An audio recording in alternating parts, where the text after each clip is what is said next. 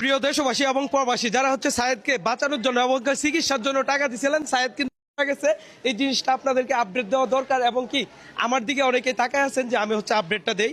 এই যে এই অ্যাম্বুলেন্সে করে সায়েদ ভাইকে হচ্ছে বাড়িতে নেওয়া হইতেছে, এতদিন চিকিৎসারত ছিল এই হসপিটালে। চলেন আমরা একটু দেখে আপনাদেরকে, একটু দিই তো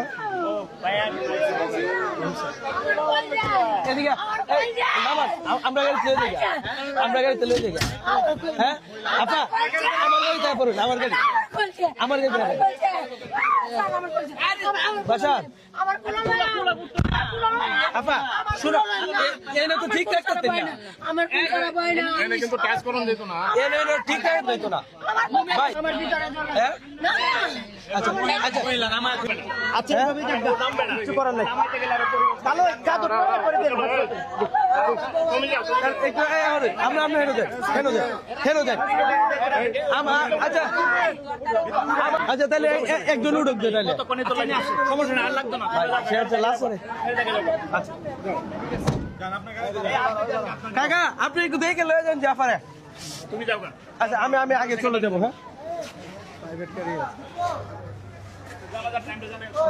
হ্যাঁ কালকে হচ্ছে আচ্ছা এই ভিডিওতেই বলি আমরা হচ্ছে জানাজার টাইমটা আমি জানাবো, আর কে একটু অপেক্ষা করুন, আমরা হচ্ছে তার পরিবারের সাথে কথা বলি।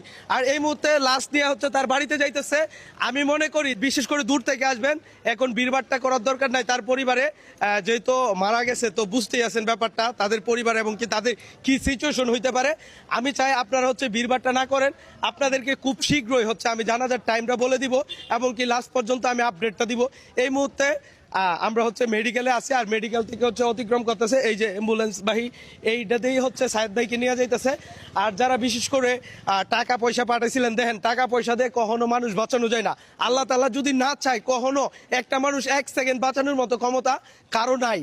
আমরা সর্বোচ্চ চেষ্টা করেছি টাকা পয়সা দিয়ে যেন তার চিকিৎসা করা যায়, বাট আমরা এখন চেষ্টা করতে পারবো না তাকে যেন 1 সেকেন্ডের জন্য বাঁচানোর জন্য এবং কি 1 সেকেন্ডের জন্য চোখটা খোলার জন্য। বিশ্বাস করেন কালকে রাত 12টা পর্যন্ত সায়েদ ভাইয়ের কাছে ছিলাম। লাস্ট আবদার ছিল আমার মায়ের কাছে, আম্মা প্রশ্ন করছিল কি খাবা বাবা তুমি, তখন বলছিল অল্প পায়েস খাইতে চাই, বাট এই ইচ্ছাটা তার পূরণ করতে পারি নাই। আমি হয়তো আসতে লেট করে ফেলেছি, অথবা তার মৃত্যুর ধরাটা আমি ধরতে পারি নাই। যাই হোক সবাই তার জন্য বেশি করে দোয়া করবেন। আল্লাহ তাআলা কখন কারে কিভাবে ডাক দেয় একমাত্র আল্লাহ তাআলাই জানে। আর যারা বলছিল ভাই রোগ বাণিজ্য করছিলাম, সায়েদ রোগ বাণিজ্য করছে, তাদেরকে আজকে সায়েদ ভাই দেখিয়ে দিচ্ছে, আল্লাহর ডাকে সাড়া দিছে।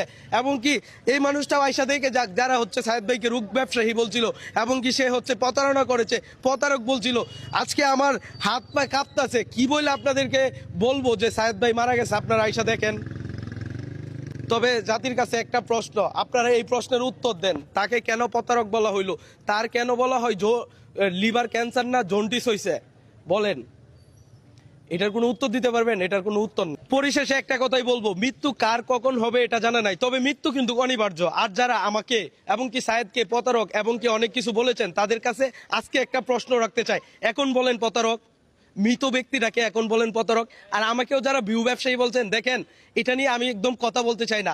আমি যদি না জানাইতাম যে সায়েদ অসুস্থ, আপনারা এই টাকাগুলো নিয়ে আসতে পারতেন না। ভাই সবার প্রথম তো আমার ভিডিওতেই আপনারা দেখছেন যে সায়েদ যে অসুস্থ নাকি, ভাই এটা তো লুকানোর কিছু নাই। এখন দেখেন আমি ভিউ ব্যবসায়ী হয়ে আপনাদেরকে জানান দিতে পারছি সায়েদের জন্য টাকা দরকার এবং কি 30 লক্ষ টাকা দরকার, 35 লক্ষ টাকা আমরা হচ্ছে দেশবাসী এবং প্রবাস থেকে মিলায়া হচ্ছে দিতে পারছি। যাই হোক এই ভিডিওটা এতটুকুই। আমরা এই মুহূর্তে আমরা হচ্ছে সায়েদ ভাইয়ের বাড়িতে যাব এবং কি তাদেরকে সময় দিব এবং কি আপনাদেরকে আপডেট জানানো হবে কখন জানাজা হবে। সায়েদ ভাইয়ের জন্য বেশি করে দোয়া করবেন। হ্যাঁ ভাই, এখন দোয়া ছাড়া এই মুহূর্তে আর কিছু নাই, ঠিক আছে? সবাই দোয়া করবেন। হ্যাঁ চলেন আমরা হচ্ছে সায়েদের এই বাড়িতে যাই।